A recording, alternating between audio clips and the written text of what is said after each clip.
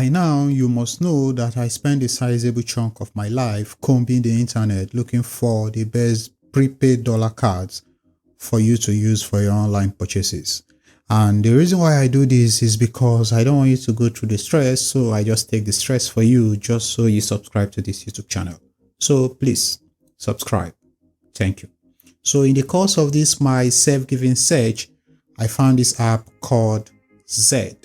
And Zed promises to give us, as usual, prepaid dollar cards that we can use for our online purchases. And we're interested. So Zed used to be Power or something like that. I've seen their adverts. I had seen the adverts on commercials on TVs, but I never really had any interest in this app. But recently I saw another advert on Facebook where they said they were now giving virtual dollar cards for online payments, and I just had to look at it, at least because of you. So I downloaded the Zed app just to look at it and tell you what I think, if you should use this app, if it actually works or not.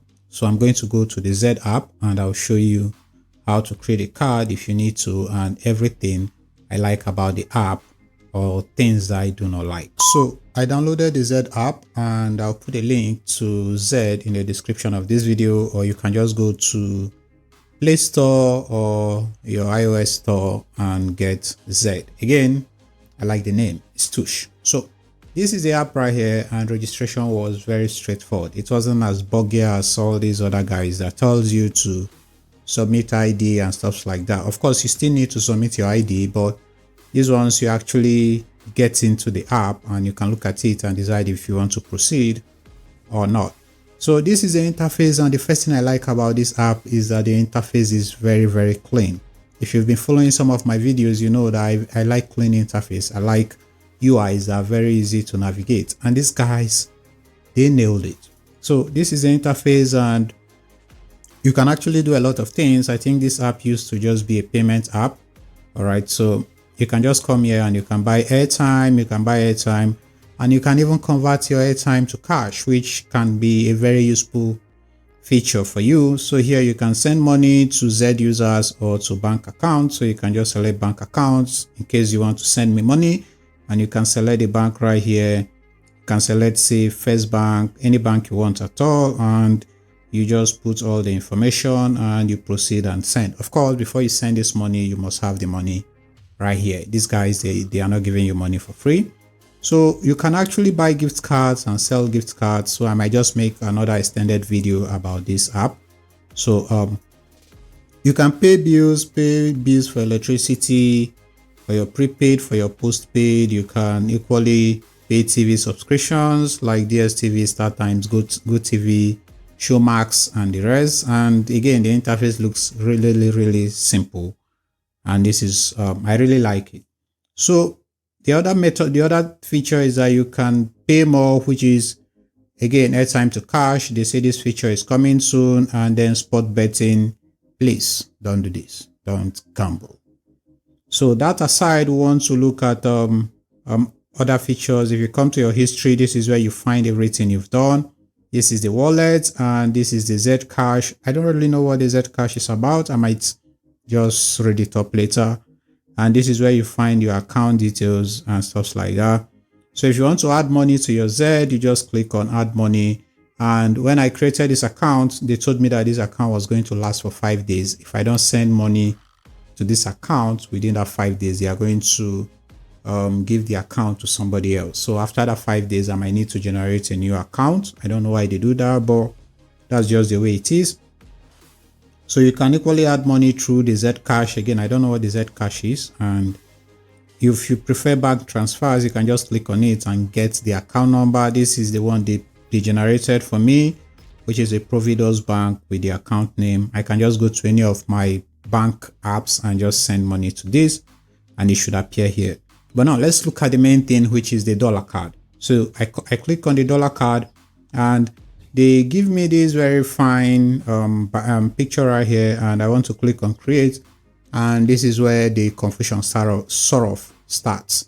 So they give you two cards, which is the Prime and then the Classic. The Prime simply means is a MasterCard, and the Classic simply means is a Visa card. Both of them, they cost the same thing. So if you come here, you pay a card creation fee of $3, which is fair, by the way, and an initial deposit of $5, which is still fair. And then you are going to need a card verification, which means I actually need to like verify myself. I've not verified, I've not submitted my BVN and stuff like that. But this is not really a big deal until you want to click on more. But before then, I actually had to reach out to the support to know the difference between this MasterCard and this Visa card. And then she told me, or he told me, that the MasterCard is better for most transactions, while the Visa card is better for like subscriptions and other small transactions. So I might just read out the chat I had with them so you see what they were talking about. Now, if I wanted to create this card and then I click on continue, this is where the confusion actually kicks in. Because here they say you can get a maximum single deposit of 5,000, which is okay. So you can do a maximum single transaction of $2,005, fine. Your maximum card balance is 10,000 and your monthly transaction limit is $30,000, which is fine. Now you have a minimum card balance of $1 and you can create a maximum of 5 cards, which is quite generous. But if I clicked on this, the uses, it tells me where we can use this card. Say the Prime Dollar Card has the ability to make international payment across 3D websites. So 3D secure website to work. But right here, they say the exchange rate is at $3, the black market rates. And this is where I actually have the issue. And this is here it says the funding fees. So apart from paying the $3 for the card creation and your minimum deposit, and then the card the minimum card balance of $1 here, you need to pay a fee of 2% plus a flat charge of $1. All right, I did not understand this, so I had to do what every right thinking person would do. I went to their customer care to ask them what exactly they were talking about. So I'm going to open my chat with the customer support so you see what we talked about. Now, the good thing with these guys is that the customer care is incredibly fast, and they are actually the fastest I've seen using any of these apps. So if I click chat now, I can just say chat with us and somebody is just going to be there to message you. So let me just read out the chat so you understand why I may not be using this card and why you probably should not. So I asked, hello, I have some questions about the cards on the platform. What are the differences between the two card options, apart from one being a MasterCard and the other one a Visa card? So this person calls me an icon. Am I an icon? No? Okay, forgiven. So he or she said we highly recommend selecting the Prime Dollar Card as is the most consistently proven to be successful every time our customers have used it. It's powered by MasterCard and it's more likely to be accepted on any platform. So that is the MasterCard. All right. So however, for smaller subscriptions like Netflix or Apple, the classic card, which is the Visa card, would be more appropriate. Okay, I say thank you. So what about the funding fee? What does the 2% and the 1% and the $1 mean? And there again, he or she calls me an icon. Forgiving for the second time. He says, please note that you can convert deposited Naira to dollars, which is common, which is normal, with 2% of the amount you are funding. So let's say you wanted to convert 100,000 Nigerian Naira to the dollars, you'll be charged a 2% of the 100,000 Naira. And then after it has been converted, you will equally be charged a $1 fee as service charge.